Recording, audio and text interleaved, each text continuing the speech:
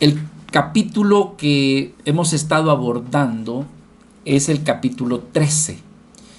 Y en esta oportunidad, mis hermanos, vamos a continuar con esta porción del capítulo 13. Y lo que hemos hecho ahora es titularle, diríamos, el primer viaje misionero del apóstol Pablo y Bernabé. La parte que vamos a estar viendo está aquí en el capítulo 13, pero de la porción del versículo 4 hasta el versículo 12.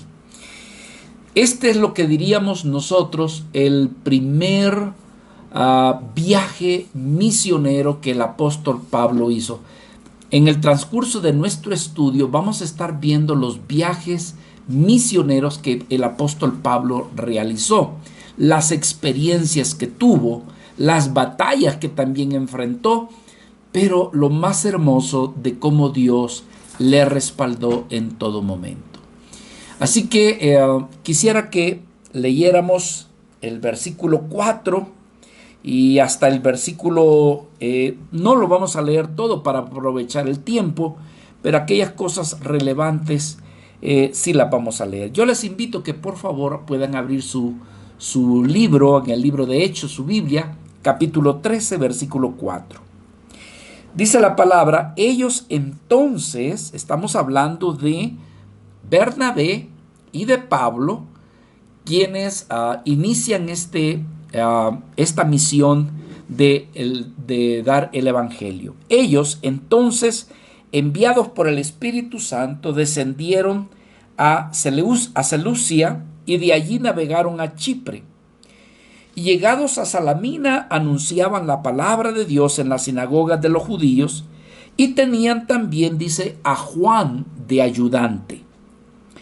Y habiendo atravesado toda la isla hasta Pafos, hallaron a cierto mago, falso profeta judío llamado Bar Jesús, que estaba con el procónsul Sergio Paulo, varón prudente. Este, llamando a Bernabé y a Saulo, deseaba oír la palabra de Dios, pero le resistía Elimas, el mago, pues así se traduce su nombre, procurando apartar de la fe al procónsul. Entonces Saulo, que también es Pablo, lleno del Espíritu Santo y fijando en él los ojos, dijo: oh, lleno de todo engaño y de toda maldad, hijo del diablo, enemigo de toda justicia, ¿no cesarás de trastornar los caminos rectos del Señor? Ahora pues, he aquí que la mano del Señor está contra ti y serás ciego y no verás el sol por algún tiempo. E inmediatamente cayeron sobre él oscuridad y tinieblas, y andando alrededor buscaba quien le condujese de la mano. Entonces el procónsul, viendo lo que había sucedido, creyó maravillado de la doctrina del Señor. Oremos.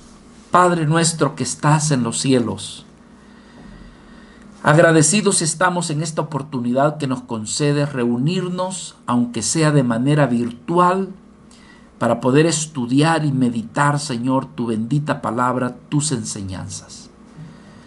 Te suplicamos que tú nos edifiques, te suplicamos que tú puedas impartirnos de tu Espíritu Santo, de tal manera que podamos comprender y entender tu palabra y que la comprendamos más allá de lo que oímos y más allá de lo que leemos. Así pedimos tu ayuda en el nombre de nuestro Señor Jesucristo. Amén y amén. Un pequeño contexto, mis amados hermanos, ¿de qué estamos hablando? Recordemos que uno de los mandamientos de nuestro amado Señor Jesucristo era de que su iglesia habría de predicar el evangelio en todo lugar de la tierra, comenzando por Jerusalén, Judea, Samaria, pero también dijo, y hasta el último rincón de la tierra.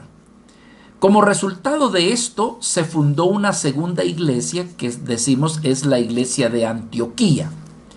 Dijimos la razón, los motivos de por qué Dios tuvo que levantar una segunda iglesia, una segunda congregación, por así decirlo. La iglesia es una sola, pero estamos hablando en este caso de que al principio se fundó la iglesia en Jerusalén.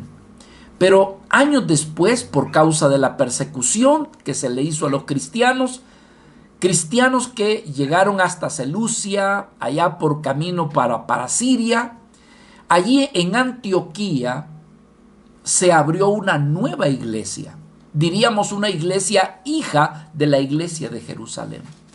Pero esta iglesia hija resultó muy fructífera.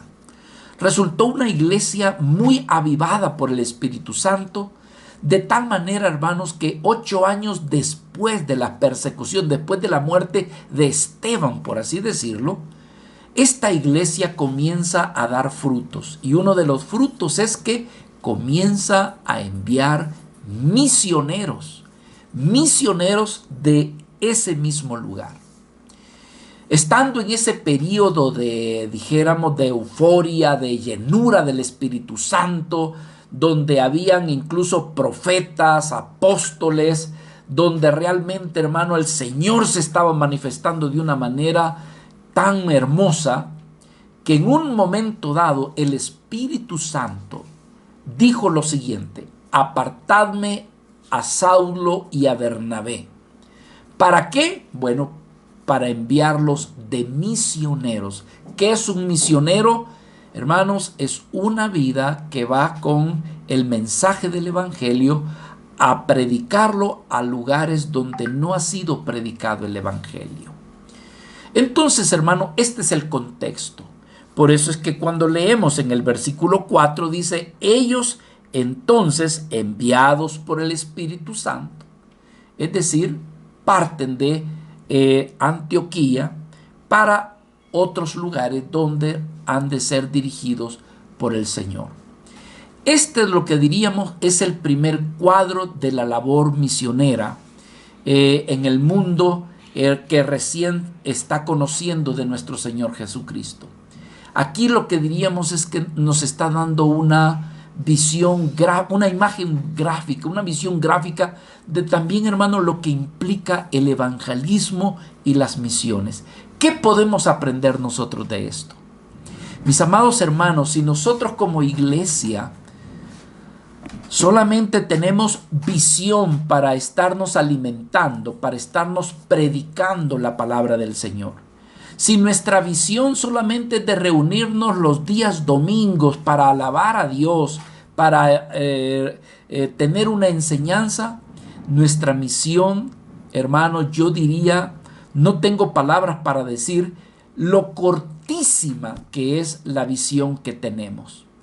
Porque en realidad Dios, y al estudiar el libro de los Hechos, nos está dando grandes lecciones de vida, grandes lecciones para poner por obra, y es la necesidad de extendernos y de llevar el evangelio a otros lugares, a otras personas, a aquellos que aún no han conocido a nuestro Señor Jesucristo.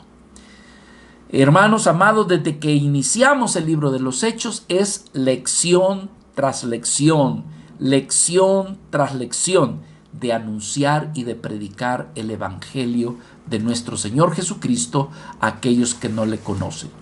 Ahora, en el estudio de hoy, una de las cosas que vamos a ver es la necesidad de ser guiados por medio del Espíritu Santo para que se pueda realizar esta obra de Dios. Una de las cosas que vamos a estar examinando vamos a ver, por ejemplo, el ejercicio de anunciar el evangelio, pero también las diferentes oposiciones que se pueden encontrar cuando estamos ejerciendo tal labor. Hay algunas cosas que son favorables cuando se logran ver las conversiones de algunos. Sin embargo, algunas veces se logra ver obstáculos en la realización de este oficio, en la realización de esta obra. Número uno, quizás, hermanos, para poder tener ya camino a nuestro estudio, quisiéramos ver cómo tanto Bernabé y tanto también Saulo, y en este caso también diríamos Juan, Ahora, yo quiero aclararles algo, hermanos, para que no exista ninguna confusión. Cuando aquí estamos viendo que Juan les acompañaba como ayudante, no se refiere a Juan el apóstol, no confundamos eso. Se refiere más bien a aquel que años después escribiría el Evangelio según San Marcos. Estamos hablando de Juan Marcos, reconocido también más adelante como uno de los discípulos del apóstol Pedro. En esta oportunidad acompaña como ayudante, como colaborador, llámesele como discípulo, acompaña a Bernabé y acompaña a Saulo. Así que Bernabé y Saulo son siervos de Dios que están siendo enviados. Número uno, no por la iglesia, no por los sentimientos que Bernabé y Saulo pudieran tener. Yo quiero que observe con mucho cuidado. Dice que fue el Espíritu Santo el que realmente les dijo que fueran y anunciaran el Evangelio. Así que, mis hermanos, esto no fue una decisión personal. No fue algo que realmente alguien se lo dijo. Mire, sentimos que usted trae como para misionero. Así que les invitamos a que vayan. No fue una decisión ni de la iglesia ni algo personal, sino que realmente fue el Espíritu Santo el que les guía. Dice, entonces, enviados por el Espíritu Santo, dice que descendieron a Seleucia y de ahí navegaron a Chipre. Así que, hermanos, tanto Pablo como Bernabé, decimos, eran vidas que estaban confiados en que el oficio que iban a hacer, la encomienda que iba a hacer, pues que iba a ser una encomienda donde Dios habría de glorificarse.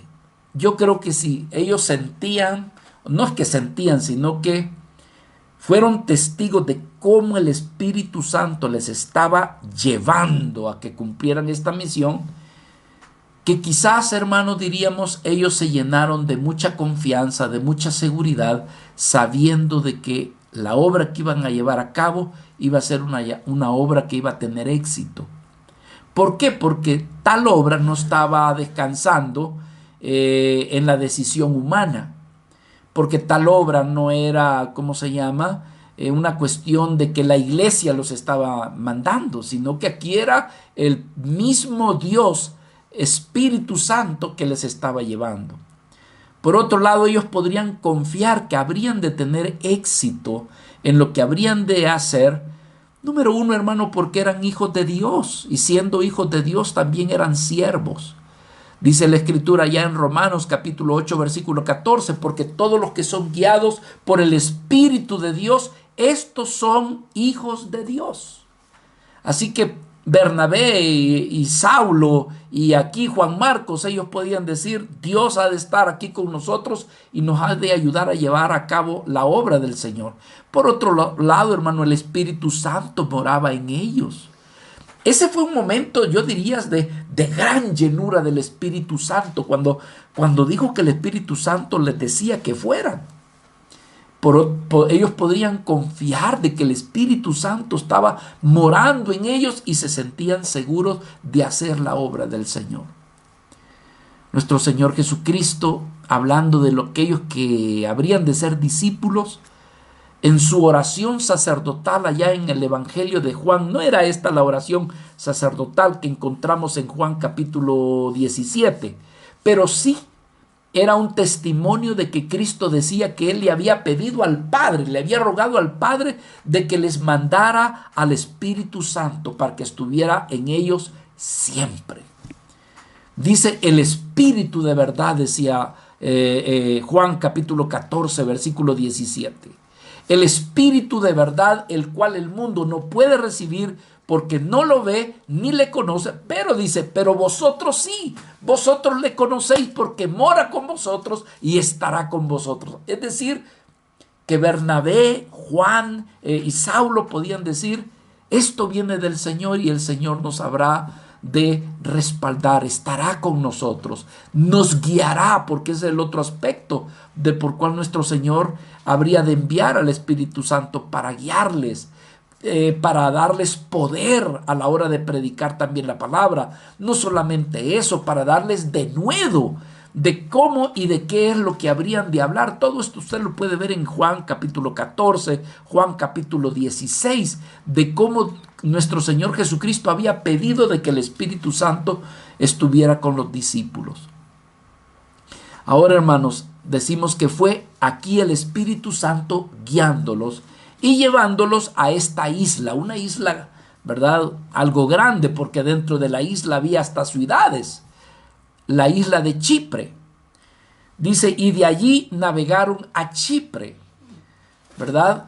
Por cierto, Chipre era el lugar de donde vivía Bernabé, de donde descendía Bernabé. Usted lo puede ver en Hechos capítulo 4 y versículo 36, donde se dice que Bernabé, dice, era de ese lugar, era de Chipre. Dice, entonces José, a quien los apóstoles le pusieron por sobrenombre Bernabé, que traducido es hijo de consolación, dice que era levita natural de Chipre. Así que a ese lugar fueron, ¿verdad? Y pasaron por ese lugar y desde ahí partieron a Salamina, que era una de las ciudades más pobladas y de las ciudades también más grandes de Chipre, y que diríamos también era el centro comercial de la isla, allí en ese lugar. Ellos iban, hermanos, con la decisión, siendo guiados de predicar y de anunciar la palabra de nuestro Señor. Pero dice aquí el versículo, dice, y llegaron a Salamina, versículo 5. Y llegados a la Salamina, anunciaban que, hermanos, la palabra de Dios en las sinagogas de los judíos, y tenían también, dice, a Juan de ayudante. Bueno, aquí es donde aparece en la escena Juan. No se le olvide que no es Juan el apóstol, sino que es Juan Marcos. ¿Por qué? Porque más adelante vamos a darnos cuenta que se refiere a Juan Marcos. Entonces, ¿qué vemos ya aquí en el capítulo 5? Bueno, vemos la obra de la predicación, el ejercicio de la predicación, a la dedicación a lo que ellos habían llegado, ¿verdad? Por obra de Bernabé y Saulo. Entonces, ¿qué vamos a ver a partir del versículo 15? El ejercicio de la predicación. Como quien dice, a esto me llamó el Señor. Como dicen, manos a la obra, a esto venimos. Se dice aquí que anunciaban la palabra de Dios. Es decir, estaban predicando a lo que habían sido mandados, a predicar el Evangelio. El Evangelio. Ahora, yo quiero decirles algo, hermanos, algo de mucha importancia al ver esta parte que hemos de estudiar. Nosotros somos una congregación, somos una iglesia. Pero la iglesia, quiero decirle que para que pueda cumplir el plan y el propósito que Dios tiene para nosotros como la iglesia, por ejemplo, Dios quiere glorificarse en nosotros como iglesia, como miembros. Él desea realmente, hermanos, que nuestras vidas puedan ser verdaderamente edificadas.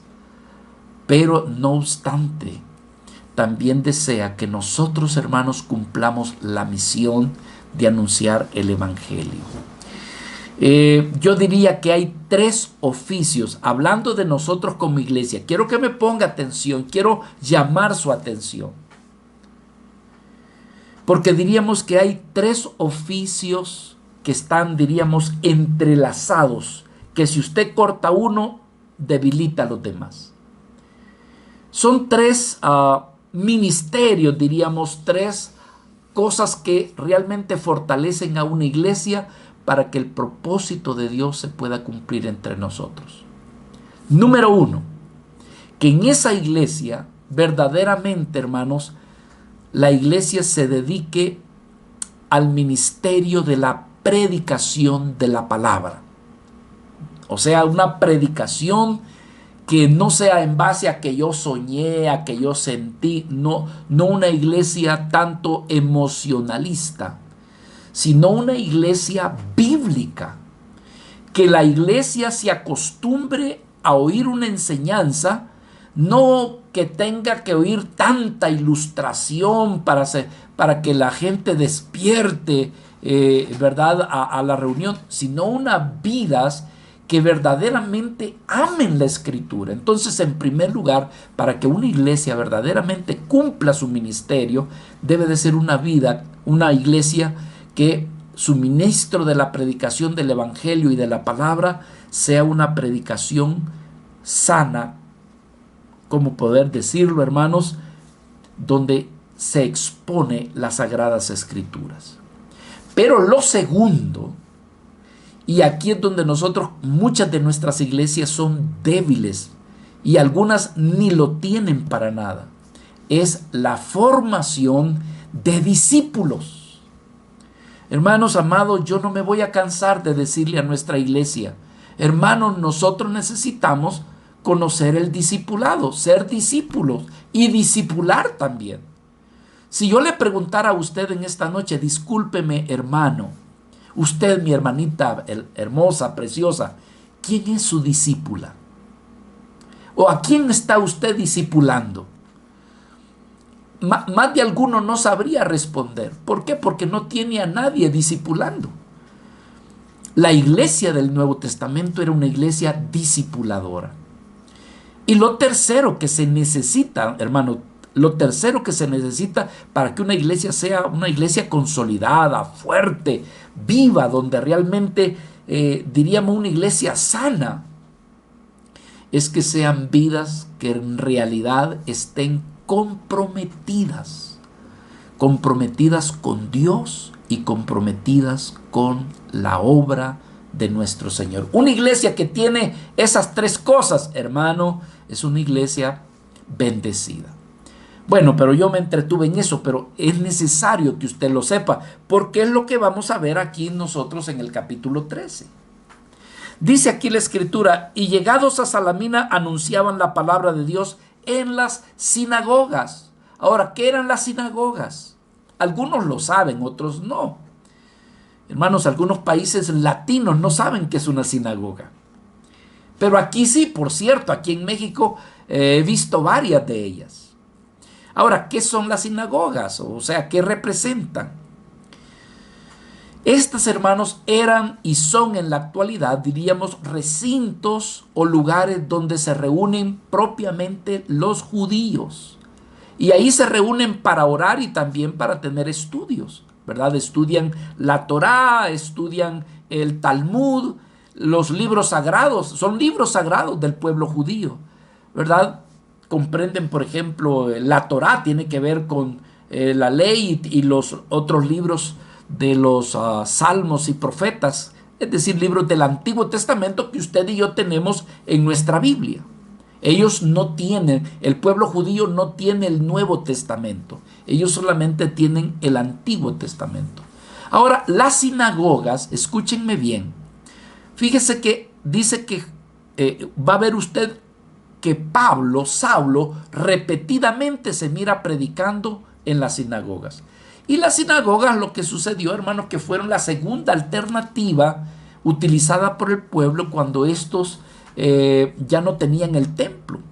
Por ejemplo, cuando se dividió, allá el tiempo en que se dividió el reinado de Salomón con Roboam y Jeroboam, los que se fueron para el lado de Samaria tuvieron que empezarse a reunir en lugares que más adelante adquirirían el nombre de sinagoga, porque sinagoga es sinónimo como lo que nosotros conocemos la iglesia. Para los judíos la sinagoga es como que si fuera la iglesia. Ahora, donde más se proliferó las sinagogas fue cuando la nación de Israel se fue cautiva 70 años a Babilonia, y allá, al no tener el templo que estaba en Jerusalén, se reunían en sinagogas. Cuando ellos regresaron 70 años después a la nación de Israel, hermano, comenzaron a proliferarse las sinagogas donde el pueblo se reunía. Se dice, hermanos, que cuando Pablo, a estas alturas, existían más o menos más de 400 sinagogas en esa época. Así que Saulo, por ejemplo, se le facilitaba ir a esos lugares y predicar en esos lugares porque él era judío. Entonces él tenía la confianza de poder entrar y pedir el púlpito, por así decirlo, ¿verdad? Para que él pudiera enseñar. Así que, hermanos amados, esto es lo que podríamos decir de sinagoga. Dice, llegando a Salamina, anunciaba la palabra de Dios en la sinagoga de los judíos y tenían también, dice, a Juan de ayudante. Algo muy importante. Hermanos, aquí vemos nosotros la necesidad de formar discípulos. Los servidores del Señor siempre hicieron discípulos. Mis amados hermanos, un gran error que podría cometer un pastor, un líder, no es no preparar discípulos allí en la iglesia. Es decir, no permitir que otros se entrenen en aquello que el pastor conoce. Nosotros, en este caso, con el fin de favorecer a la iglesia, abrimos algo que en parte contribuye mucho al discipulado, y es el instituto bíblico. El instituto, hermanos, lo que nos ayuda es que aquellos que se sienten candidatos, que aquellas vidas que anhelan servirle al Señor, buscan crecer y edificarse a través de un instituto, de un seminario bíblico.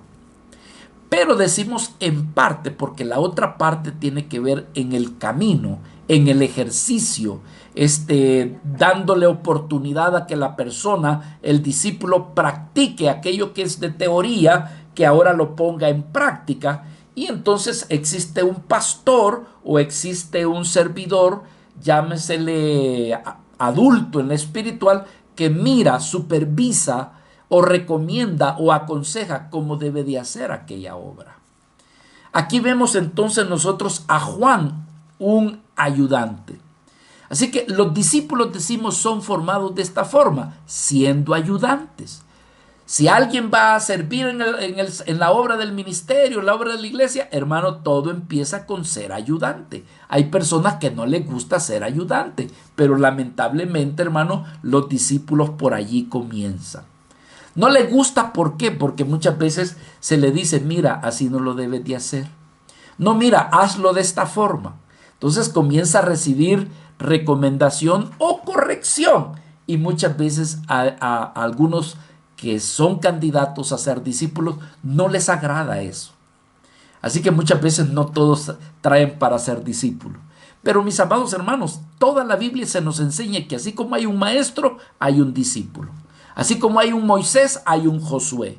Así como hay un Elí, hay un Samuel. Así como había un Eliseo, hay un Elías. Así como había Jesús, estaban los 12 apóstoles. Así como estaba Juan Marcos, así como vemos que existía un Pedro, más adelante existió un Juan Marcos. Así como existió Pablo, había discípulos, Timoteo, Tito y otros más. Y así podríamos hablar, hermanos. Aquí vemos nosotros a Juan, ayudante. ¿A qué nos mandó el Señor? Mis amados hermanos, en Mateo 28, versículo 19, el énfasis que nuestro Señor Jesucristo hizo cuando estaba enviando a los apóstoles a que predicaran el evangelio, Él hizo este énfasis: ir y hacer discípulos. Mis amados, el énfasis está en ir. Ir. Y lo siguiente es hacer discípulos. Yo me pregunto, ¿hasta cuándo vamos a seguir oyendo esta invitación y este llamado a hacer discípulos? ¿Hasta cuándo? ¿Hasta cuándo vamos a obedecer de decir, Señor, dame un discípulo? Ayúdame a discipular a alguien. Yo me hago una pregunta. ¿Hasta cuándo vamos a atender este llamado, hermano? ¿Cómo lo vamos a atender? ¿Hasta cuándo hemos de obedecer este mandato de ir y hacer discípulos? Así que, mis amados hermanos, aquí lo estamos viendo. Bernabé y Saulo han tomado a Juan, sí, como ayudante, pero la idea es que sea un discípulo. Ahora, ¿qué hace un discípulo? Bueno, es enseñar, ¿verdad? Es dejarse enseñar de aquel que pues ha crecido un poco más. ¿Qué hace uno, el que discipula? El que discipula a otro. ¿Qué hace? ¿Qué tiene que hacer para discipular a otro? Está bien claro en 2 de Timoteo, capítulo 2 y versículo 2. Allí el apóstol Pablo nos dice que así como él fue discipulado, que discipule a otro para que estos discipulen a otros más. En otras palabras, vea por favor conmigo lo que dice 2 de Timoteo capítulo 2 versículo 2. Fíjese. Lo que has oído de mí, está hablando Pablo, número 1. Lo que has oído de mí ante muchos testigos, dice, esto encarga a hombres fieles. 2, que sean idóneos para enseñar también a quienes, a otros. ¿Se da cuenta una cadena de discipulado? Entonces, ¿qué hace uno que discipula? Enseñarle al otro lo que él ha aprendido. Por eso es que a mí me llama mucho la atención cuando yo estoy compartiendo la palabra o una enseñanza u otro pastor, hermano, u otro. Y yo logro ver a la congregación. Y yo logro ver, hermanos, cuántos por lo menos están tomando nota de lo que están escuchando. Sin embargo, hay otros que lo que hacen es solamente oír. Pero yo quiero decirles, hermanos, que el tomar nota de lo que usted está aprendiendo tiene una virtud. Porque de eso que usted está tomando nota y de eso que usted puede estudiar es de lo que usted puede compartir a los demás. A mí me da no sé qué cuando yo le digo a un hermano, oye hermano, ¿y usted podría compartir la palabra tal día en tal lugar? Y alguien dice, ay hermano, no sé. Y yo me pregunto, bueno, ¿y tus apuntes? ¿Y de lo que has estudiado? ¿Y de lo que has anotado? Yo honestamente les quiero decir, amados hermanos, algunos se preguntarán, hermano José Antonio, ¿y usted de dónde toma tanta enseñanza? Pues de mis apuntes usted, de mis libros, de mis comentarios. Me explico, hermanos. O sea, de las notas. Yo tengo notas de nuestro querido hermano René, hermano Mauricio, desde el año de 1985. Y si usted me pregunta si las tengo, yo se las puedo enseñar. Están aquí en mi casa. Y de vez en cuando las leo, hermanos. ¿Por qué? Porque me ministran, me edifican. Así que, ¿qué le puede enseñar uno que discipula? Bueno, lo que usted ha aprendido. Como dijo aquí Pablo, dice, lo que has oído de mí ante muchos testigos, esto encarga a otros hombres fieles que sean idóneos para que estos también le enseñen a otros. Bueno, hermanos, hasta ahí dejemos este aspecto. Quiero ir hasta el versículo 6 porque la pregunta aquí, el punto principal de lo que estoy viendo aquí es la obra de la predicación por Bernabé y Pablo. Número 1 es el ejercicio de su predicación. Pero lo siguiente es el de formar discípulos. El de formar discípulos. Y lo tercero es que ellos se extendieron, no se quedaron en un solo lugar, sino que extendieron sus obras en otras regiones. Versículo 6. Y habiendo atravesado toda la isla, Hechos capítulo 13, versículo 6. Y habiendo atravesado toda la isla hasta Pafos, hallaron a cierto mago, falso profeta, judío, llamado Bar Jesús, que estaba con el procónsul Sergio Paulo, varón prudente. Este, llamando a Bernabé y a Saulo, deseaba oír la palabra de Dios. Bueno, en este ejercicio de la primer misión, de la primer incursión misionera del apóstol de Saulo y de Bernabé, vemos aquí un acontecimiento. Y es, hermanos, que se extienden, tanto Bernabé como Saulo y Juan Marcos, se extienden para predicar la palabra a otros lugares. Ellos, ¿qué estaban haciendo? Estaban llevando el evangelio, estaban llevando el testimonio de nuestro Señor Jesucristo, estaban llevando lo que ellos habían conocido, las experiencias que ellos habían tenido. Ahora, hermano, estaban incursionando. Hay veces usted puede decir: ¿y yo de qué puedo predicar? Una pregunta: ¿conoce usted a Cristo? Usted puede dar testimonio de que verdaderamente Cristo ha venido a su vida. Si eso ha sucedido, quiero decirles que usted habrá experimentado cambios en su vida, o por lo menos algo nuevo en su vida. Y usted puede dar testimonio de eso. Dice el libro de Hechos, capítulo 22, versículo 15. Porque serás testigo suyo a todos los hombres. Esta era la profecía, como se le había profetizado a Saulo, a Pablo, que cómo sería su ministerio. Le dijeron: porque serás testigo suyo a todos los hombres de los que has visto, de lo que has visto y de lo que has oído. Hermoso, hermanos, dar el testimonio de Cristo es poderoso.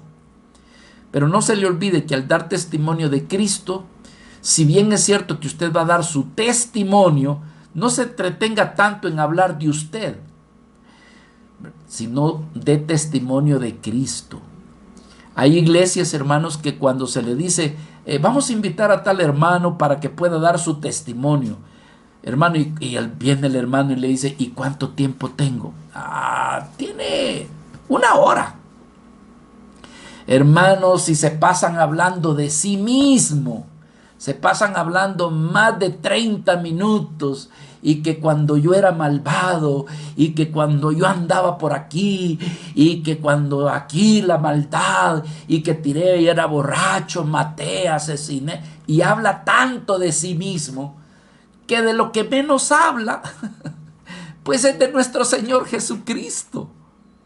Y de lo que somos llamados a dar testimonio no es tanto de nosotros, sino a dar testimonio de nuestro amado y precioso y Salvador Jesucristo.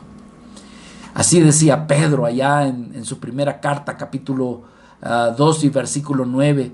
Dice que nosotros somos real sacerdocio, nación santa, pueblo adquirido por Dios, para que anunciéis el ¿qué dice? No las suyas, no las virtudes suyas, sino las virtudes de aquel que nos llamó de las tinieblas a su luz admirable. Es decir, que hablemos de Cristo. Y eso es lo que han hecho en este caso. Pero lo otro, hermanos, que en el ejercicio de esa predicación, tarde o temprano uno se encuentra con personas que se oponen. Tarde o temprano se encuentra con personas que tienen otro tipo de enseñanza que no es lo que enseñan las Sagradas Escrituras. ¿Por qué? Porque vemos nosotros en el versículo 6 que aparece una persona que era judía, de nombre llamado Bar Jesús. ¿Y qué hacía Bar Jesús, hermano? Oponerse al evangelio, ¿verdad? Él lo que hacía era traer ideas contrarias a la verdad de nuestro Señor. Dice aquí en la Escritura que se encontraron con Bar Jesús, que es el mismo Elimas, mago y falso profeta, que vivía allí en Pafos, donde estaba esta persona, el procónsul, que se llamaba Sergio Paulo. Ahora, este Bar Jesús era judío, y cuando comenzó Bernabé y Pablo y Saulo a predicar el evangelio, se opuso. Ahora, algo muy interesante. ¿Qué estaba haciendo este hombre y qué estaba haciendo con alguien que era el procónsul? Parece que lo tenía hipnotizado. Como se decía ser profeta, como se decía ser alguien importante, hasta mago, hasta hacía cosas de magia, que al procónsul lo ha de haber tenido impresionado. Que cuando el procónsul manda a llamar a Bernabé y a Saulo porque ya había andado escuchando de las noticias del evangelio, este procónsul quería escuchar. Y cuando Bernabé y Saulo estaban predicando, quiero decirles, amados, que esta vida comenzó su corazón a impactarse. Y por supuesto, Bar Jesús no le convenía, porque creemos que Bar Jesús, con todas sus cosas que hacía, pues hermano, tenía algún beneficio personal de parte del procónsul, que cuando él comienza a escuchar el evangelio, él siente que las cosas se le van a salir de su control, que entonces, ¿qué es lo que hacía? Oponérsele, presentar oposición. Vea, lea nuevamente conmigo. Versículo 6. Habiendo atravesado toda la isla hasta Pafos, hallaron a cierto mago, falso profeta, judío, llamado Bar Jesús, que estaba con el procónsul Sergio Paulo, varón prudente.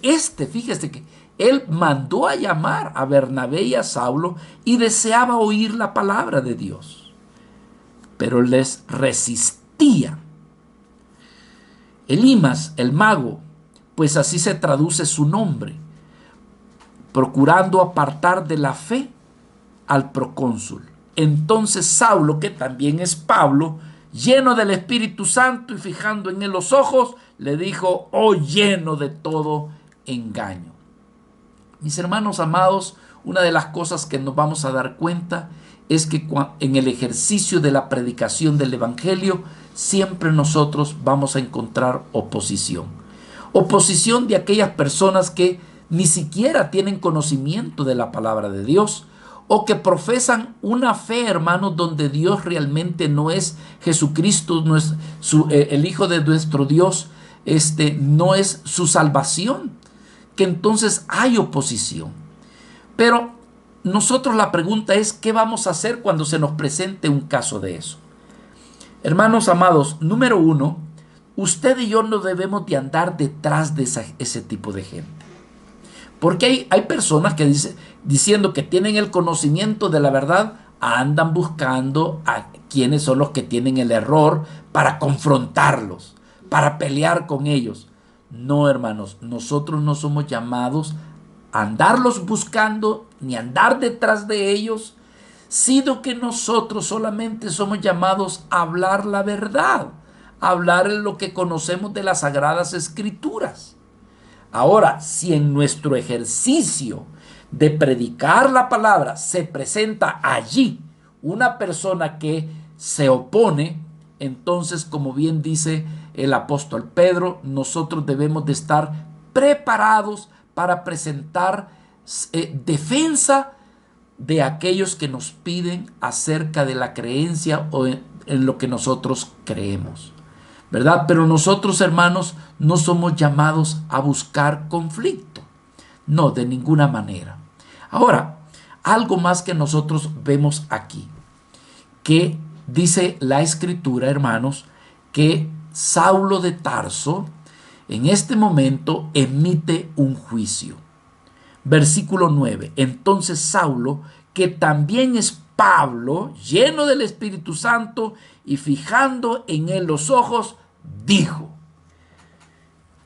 Es decir, hermanos, esta persona llamada Bar Jesús estaba oponiéndose para que el procónsul no se convirtiera.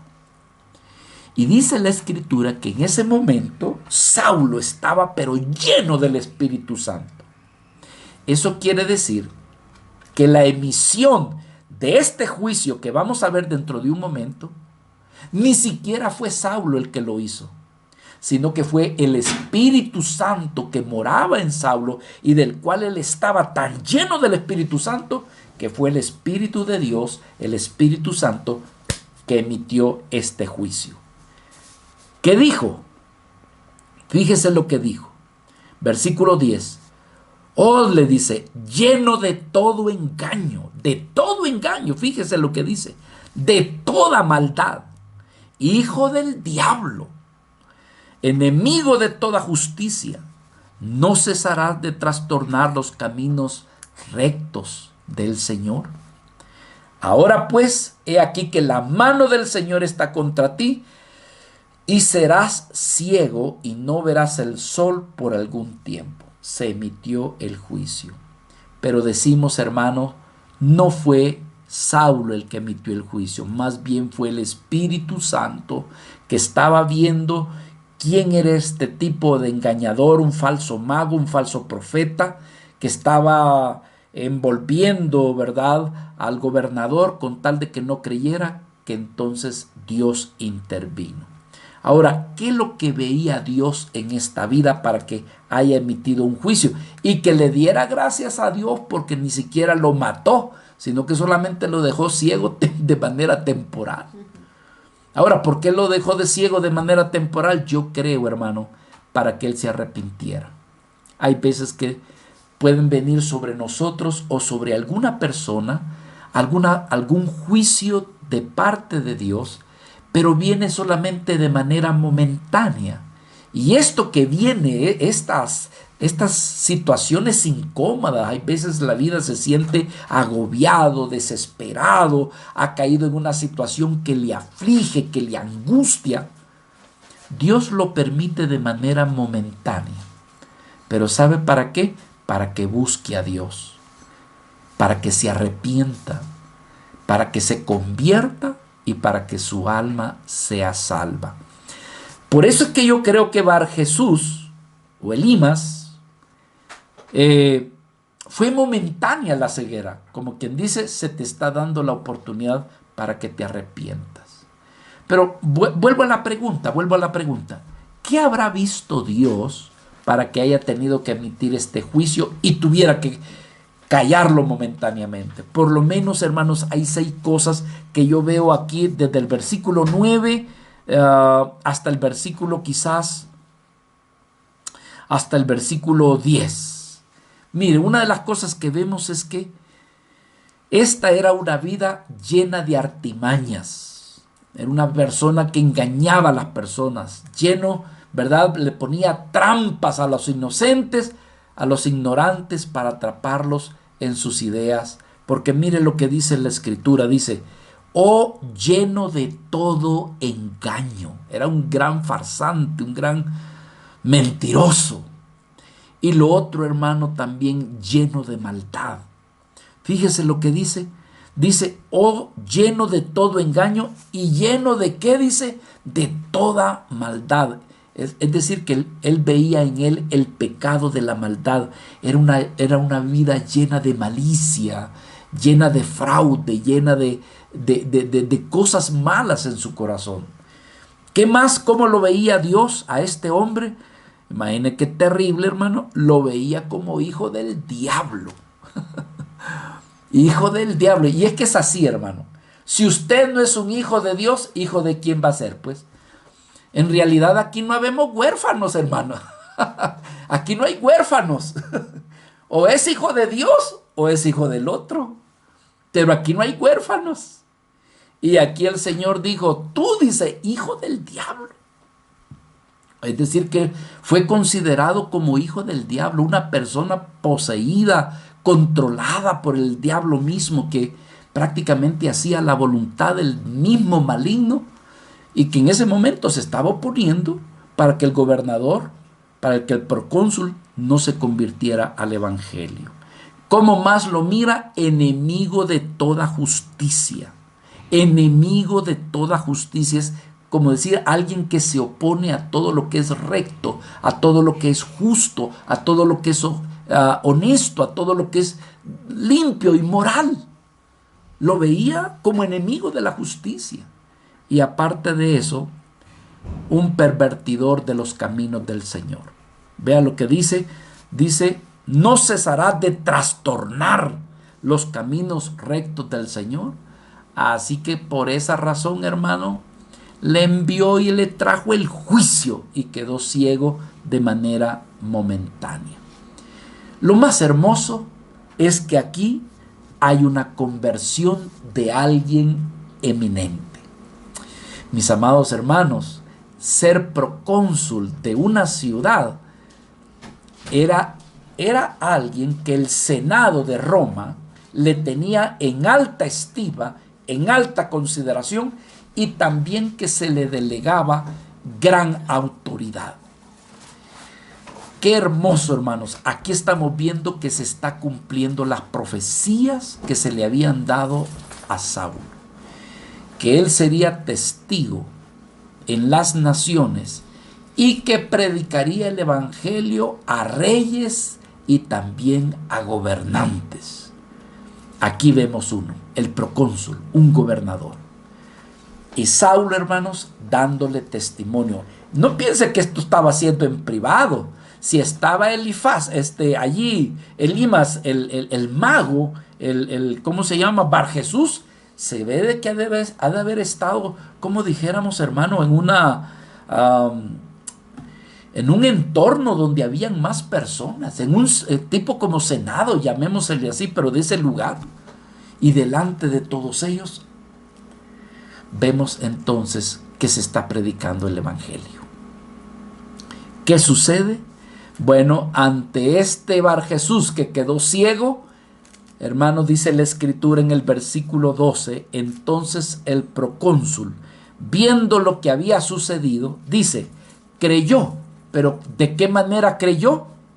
Maravillado. ¿De qué? ¿De que quedó ciego con Bar Jesús? No, maravillado de la doctrina de nuestro Señor Jesucristo. Aleluya. Sí, hermanos, no negamos que ha de haber sido impactado por lo que acababa de suceder, pero el texto es claro y dice que él quedó maravillado de la doctrina, de la enseñanza, de la palabra, del evangelio de nuestro amado Señor Jesucristo. Aleluya. Bendecimos tu nombre, Señor. Así fue la conversión del procónsul. Mis amados hermanos, esta vida llegó a ser un creyente. Recuerde lo que dice la escritura allá en Romanos capítulo 10 versículo 9. Y esto quiero citar esta escritura por si hubiese alguien en esta hora que pudiera decir, yo quiero creer en mi Señor Jesucristo. Quiero realmente creer. Miren lo que dice Romanos capítulo 10 versículo del 9 en adelante. Dice que si confesaras con tu boca que Jesús es el Señor, y creyeres en tu corazón de que Dios le levantó de los muertos, ¿qué dice? Serás salvo. Porque con el corazón se cree para justicia, pero con la boca se confiesa para salvación. Porque todo aquel que invocare, versículo 13 dice, porque todo aquel que invocare el nombre del Señor Jesús será salvo. Y este procónsul, hermano, fue una vida que creyó. Fue una vida que realmente, hermanos, vino al conocimiento. Dice, creyó. ¿Cómo hizo? Maravillado de las palabras, de la enseñanza de nuestro Señor Jesucristo. Lo último que queremos ver rápidamente es algo doloroso, pero que todo esto estuvo en el ejercicio de la primer incursión o de la primer misión que tuvo Bernabé y también Saulo. Dice el versículo 13, habiendo zarpado de Pafos, es decir, dejaron ese lugar, Pablo y sus compañeros arribaron a Perge de Panfilia, pero Juan, apartándose de ellos, volvió a Jerusalén. Yo le he subtitulado a esta tercera parte el regreso de un discípulo. El regreso de un discípulo. Vuelvo y repito, no estamos hablando de Juan el apóstol, estamos hablando de Juan Marcos. Una vida que estaba siendo discipulada y que en un momento dado decidió regresarse. ¿Verdad? Pablo y Bernabé y Juan Marcos salen de Pafos, arriban a Perge, lo cual se dice que era una de las ciudades muy importantes allí de Panfilia. Pero el punto aquí, hermanos, es que Juan se regresa. Hay algo también que quiero llamar mucho la atención. Algunos están diciendo, hermano, ¿y por qué al principio cuando se refiere a Pablo, se comienza hablando de, ¿cómo se llama? De Saulo. Y yo ya me confundí porque unas veces es Saulo y otras veces es Pablo. ¿Y cuándo es Saulo y cuándo es Pablo? ¿Y cuándo es Pablo y cuándo es Saulo? Bueno, pues en esta hora quiero aprovechar estos minutos para darle una aclaración. Hasta aquí se va a mencionar a Saulo. A partir de este momento, Saulo deja de ser Saulo porque su nombre va a ser llamado Pablo. De hecho, aquí en el capítulo 13, en el versículo 9, comienza y se hace la misma aclaración. Vea, por favor. Entonces, Saulo, que también es Pablo, lleno del Espíritu Santo, fijando en él los ojos, sucedió lo que sucedió. Pero a partir de este momento, del versículo 13, desaparece Saulo y aparece Pablo. Es a partir de este momento, hermanos, que el que antes se llamaba Saulo, ahora se llamará o se llama Pablo. En realidad, él siempre se llamaba Pablo. Déjenme explicarle. Hermanos, Saulo era el nombre judío. Usted recordará que por mucho tiempo Saulo estuvo en Jerusalén y se relacionaba con los del Sanedrín, se relacionaba con los sacerdotes, ministraba por aquí, era de buen testimonio, alumno sobresaliente, ¿cómo se llama? De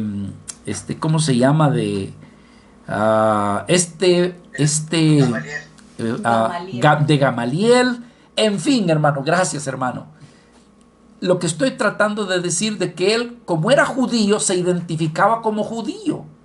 Pero él había nacido en Tarso, y Tarso era una colonia, era una ciudad, hermano, romana, muy dominada por los romanos, que cualquiera que nacía en esa ciudad nacía con doble ciudadanía. Si era judío, pero si nació en Tarso, entonces tendría la doble ciudadanía. Lo que era normal en aquel entonces, que habían personas que hasta le ponían dos nombres al recién nacido. Que entonces una de las fuertes teorías que se cree es que cuando Saulo era un bebé, habiendo nacido en Roma, le pusieron también un nombre que es de origen romano, Pablo. Ahora, ¿por qué de aquí en adelante Saulo deja de llamarse Saulo y se pone Pablo? Porque, hermano, Pablo ha distinguido que su llamamiento y su ministerio va a ser entre los gentiles. Es decir, entre los romanos y entre los griegos de aquel entonces. Que entonces creemos que él decide utilizar de aquí en adelante el nombre que lo va a identificar dentro de los gentiles. Y este vendría a ser el nombre de Pablo.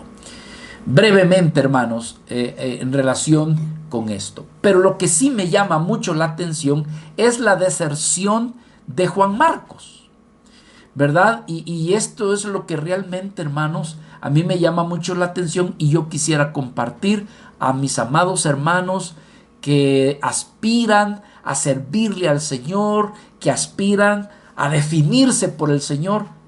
Yo quiero que veamos una enseñanza en esta hora.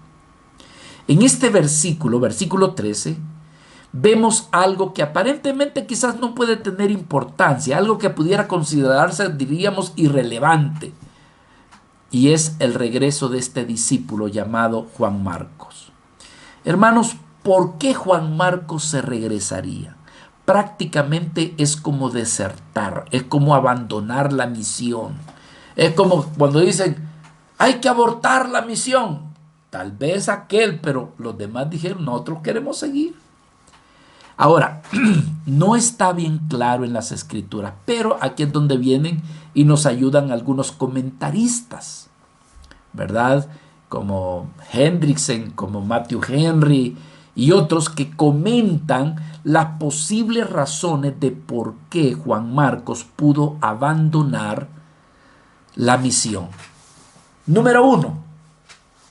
Algunos dicen quizás Juan Marcos, como era sobrino de Bernabé, se puso celoso cuando Bernabé le fue pasando, hermanos, la autoridad para que realmente quien dirigiera el liderazgo fuera Pablo.